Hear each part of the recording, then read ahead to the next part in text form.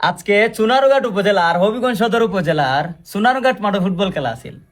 Barrister Suman ভাইয়ের নাম বলেও কেউ মুখে আনছে না। অবডাইন এটা বেইমানি হয়ে জায়গা বে। এই সারা বাংলাদেশে ফুটবলের জাগরণ তৈরি করছিল ব্যারিস্টার সুমন ভাইয়ে, যারা নাকি সারা দিন ব্যারিস্টার সুমন ভাইয়ের তেল মারছে, আর যারা নাকি তা এই ব্যারিস্টার সুমন ভাইয়ের নাম বিচ্ছা বিভিন্ন ডলার কামাইছে, ইউটিউবাররা পর্যন্ত ব্যারিস্টার সুমন ভাইয়ের মুখে না মানে না। চিন্তা করো মানুষের ক্ষমতাটা আসলে কতটা জরুরি। এই ব্যারিস্টার সুমন ভাই তো কেউ দলের আসলা না বেড়াইন, তাই না আওয়ামী লীগেরও আসলা না, বিএনপিরও আসলা না।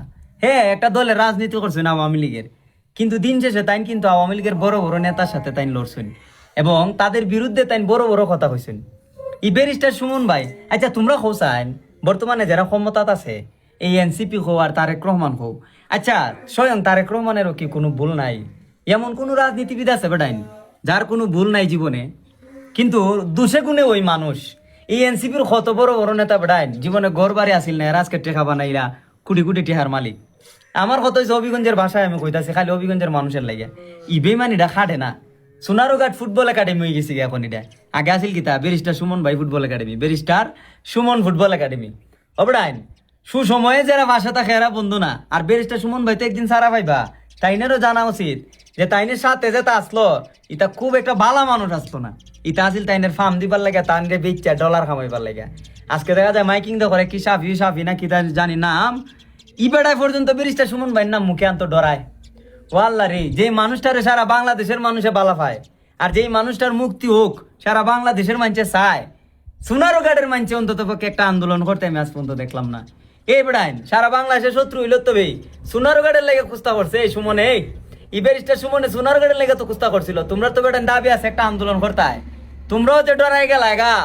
আমার আসলে অদ্ভুত লাগে যে ক্ষমতা, আজকে দেখো ক্ষমতার কারণে কত কিছুই মানুষ অর্জন করতেছে। আর বাংলাদেশের রাজনীতি কি তা জানো নি, একদল ক্ষমতা যায় আর একদলে ছাড়াছাড়ি করে, মানে একদল ক্ষমতায় গেল এখন পুলিশ থেকে দূরে সবাই তারারে ছাড়াছাড়ি করবো।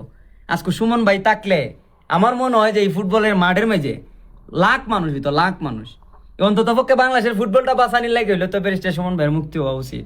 আর কিছু কিছু মানুষ আছে যারা সারা বাংলাদেশের মানুষের লাগে এমনি দরকার, ব্যারিস্টার সুমন ভাইয়ের তো বেটা এমনি দরকার, কারণ এইসব মানুষ তো জেলের বাইরে থাকতো।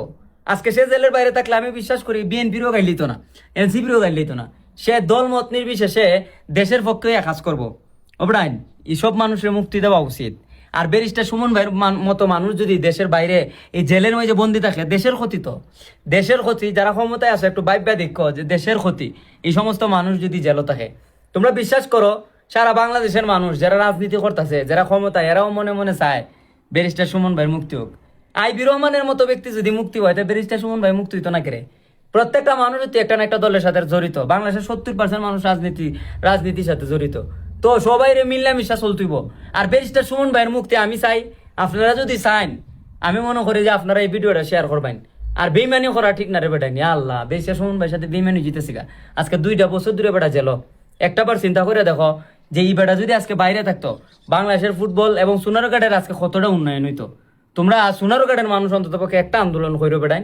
আর যারা সাথে তাইকা ছাড়াছাড়ি করছো, টেকা টুকা বানাইছো, তোমরা তো বাক্কা টেকা বানাইছো বেড়াই। তোমরা দেশের বাইরেও অনেকে কিছু গাই, তা তো সুমন ভাইরে বিচ্ছে হই। আর সুমন ভাই ফুটবল একাডেমিটারে তোমরা এখন নাম বদলাইছ, এটা ঠিক না। তোমরা আমি চাই ব্যারিস্টার সুমন ভাইয়ের পক্ষে কথা কইবাই আর ভিডিওটা শেয়ার করবা ভালো লাগলে।